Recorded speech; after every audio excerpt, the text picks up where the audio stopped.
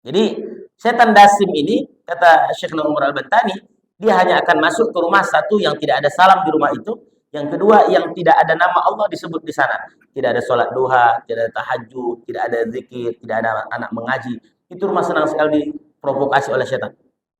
Hatta yaquat tolak, sehingga rumah itu pun akan mudah terjadi perceraian. Wal khuluq wat bahkan pemukulan. Assalamualaikum warahmatullahi wabarakatuh. Alhamdulillahilladzi sattarul qahhar al-azizul ghaffar muqaddaril aqdar musrifil umur mukawwiril laili 'alan nahar tabassiratan lidhil qulubi wal absar. Allahumma shalli ala sayyidina Muhammadin wa ala ali sayyidina wa maulana Muhammad. Rabbi shrah li sadri wa yassir li amri wa hlul 'uqdatam min lisani yafqahu qawli. Amma ba'du. Jamaah salat zuhur yang Allah muliakan, alhamdulillah kita hari ini dapat nikmat yang luar biasa. Nikmat sekali lagi bisa bersama di majelis ilmu. Maka selalu saya sampaikan bahwa Nabi itu menyampaikan dunia ini Allah berikan kepada siapapun. Nikmat dunia ini Allah kasih kepada siapapun. Kepada yang soleh Allah kasih, yang tidak soleh pun Allah kasih. Kepada yang sholat Allah kasih, yang tidak sholat pun Allah kasih. Tapi nikmat ilmu, kata Nabi, wa la yu'til ilma illa man yuhibbuhu minal abrar. Kecuali hanya orang-orang yang Allah sayang saja, orang-orang baik saja. Maka mudah-mudahan kita yang hadir pada siang hari ini termasuk orang-orang pilihan itu insyaallah. Amin ya rabbal alamin. Allahumma shalli ala sayyidina Muhammad, lafaz salawat yang tak pernah henti-hentinya tentunya kita bacakan untuk Nabi kita Muhammad sallallahu alaihi wasallam. Insyaallah dengan banyak kita bersolawat, jamaah juri yang Allah muliakan, kalau kita layak diakui sebagai umat Nabi Muhammad sallallahu alaihi wasallam. Hadirnya Allah muliakan dalam surah Al-A'raf ayat ke-14. Syaitan itu pernah berdoa kepada Allah. Pernah meminta kepada Allah, kata syaitan, a'udzubillahi minasyaitonir rajim. Qala rabbi qala anzirni ila yaumi yub'atsun.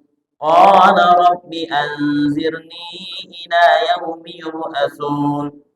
Setan bilang, ya Allah, kami minta ditangguhkan sampai hari kiamat. Itu permintaan syaitan kepada Allah. Dia minta, kenapa dia ditangguhkan sampai hari kiamat? Sebab syaitan sudah tersesat. Kapan dia tersesat? Sebab dia tak mau sujud kepada Adam.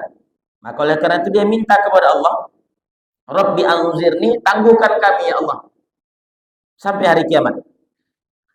Lalu permintaan ini dalam kitab Qawaidul Mukhtar disebutkan Allah mengabulkan doa syaitan. Allah mengabulkan doa syaitan. Apa kata Allah? Ayat berikutnya, ayat 15 surah Al-A'raf. Qala innaka minal munzirin. Kata Allah, sesungguhnya engkau termasuk daripada yang ditangguhkan sampai hari kiamat. Makanya syaitan itu tidak mati-mati. Kapan dia mati? Nanti saat tiupan sangkakala. Apakah sudah berhenti setelah setan tadi minta ditangguhkan? Apakah dia hanya sekedar minta ditangguhkan atau dia punya tugas selain itu? Ya. Dia pun bukan hanya sekedar minta ditangguhkan sampai hari kiamat. Setan minta, apa kata dia ayat berikutnya? Qala fabima awaitani la'aq'udanna lahum siratakal mustaqim. Qala, kata setan apa? Fabima awaitani, karena aku sudah tersesat ya Allah, la'aq'udanna, aku pasti akan menyesatkan mereka, menyesatkan manusia dari jalan yang lurus. Itu sumpah setan, bapak jamaah juhud. Jadi setan itu tidak akan pernah biarkan kita hidup bahagia. Ibadah kita pun tidak akan pernah dia biarkan bahagia. Maka terus dia adalah bagaimana menyesatkan kita. Bagaimana cara dia menyesatkan kita? Kata setan ayat berikutnya. Tsumma la'atiyannahum min baini aydihim. Aku pasti akan datangi semua manusia. Min baini aydihim, dari depannya. Wa min khalfihim, dari belakangnya, wa an aimanihim, dari kanannya, wa an syama'ilihim, dari sebelah kirinya. Ujung ayatnya yang luar biasa. Apa kata setan? Wala tajidu aktsarahum syakirin. Ya Allah, akan kupastikan ya Allah, kau tidak akan mendapati banyak orang Pekanbaru ini yang bersyukur ya Allah. Akan kupastikan ya Allah, orang Pekanbaru ini banyak yang kufur. Wah, kira-kira maknanya begitu, Bapak. Dan apakah benar? Mari kita lihat, ada Allah muliakan. Setan bilang dia akan mendatangi manusia dari segala lini kehidupan.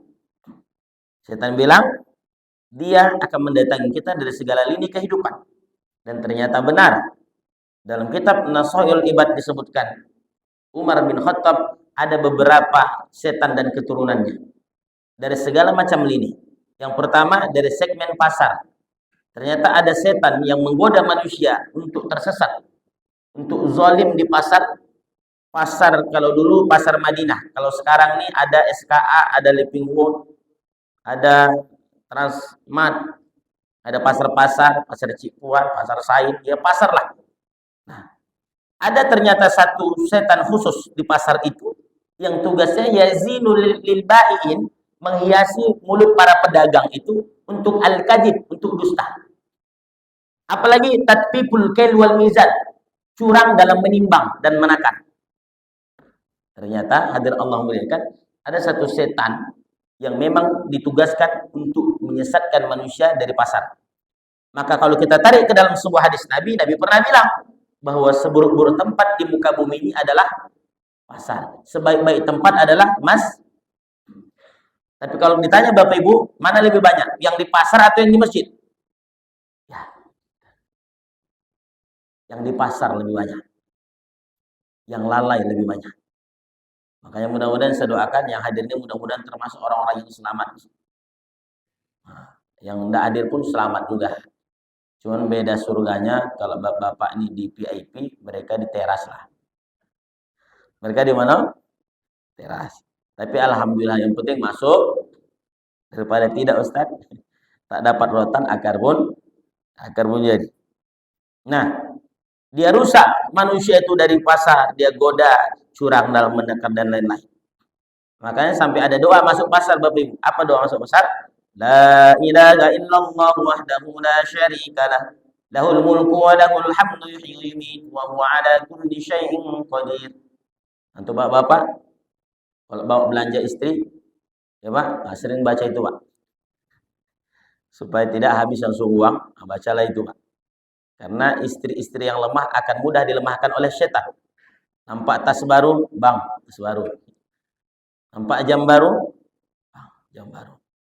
Nampak mobil baru, maka bapak yang paling harus kuat. Kalau istri baca sekali, bapak baca agak 10 kali. Bapak Allah muliakan. Apakah sudah berhenti? Dia rusak, dia goda dari pasar? Tidak. Dan Nasaihul Ibad disebutkan bahwa dia tak berhenti. Di pasar dirusaknya manusia, ditipunya. Habis itu dia pun pindah. Kemana? Ke rumah. Apa namanya? Dasim namanya, Pak. Siapa namanya? Dasim. Kalau perempuan, Unisim. Artinya orang awak, Ustaz. Namanya Dasim. Siapa Dasim ini? Sahibul Buyut. Kata Syekh Umar Al-Bantani, dia adalah setan rumah. Rumah yang apakah semua rumah? Tidak. Rumah yang bagaimana? Satu. Idza dakhala ar-rajulul manzil wa lam yusallim ala ahlihi. Kalau seorang masuk ke dalam rumah dan tidak mengucap salam kepada yang ada di rumah. Jadi ternyata hadir Allah muliakan, salam itu ditakuti oleh setan. Jadi kalau ada rumah yang tidak diucapkan salam, setan itu senang di sana. Nah, makanya yang dibenci oleh orang Yahudi dari orang Islam ini diantaranya adalah salam. Karena mereka tidak punya salam seperti salamnya orang Islam. Lihatlah salam mereka. Pagi-pagi, good morning.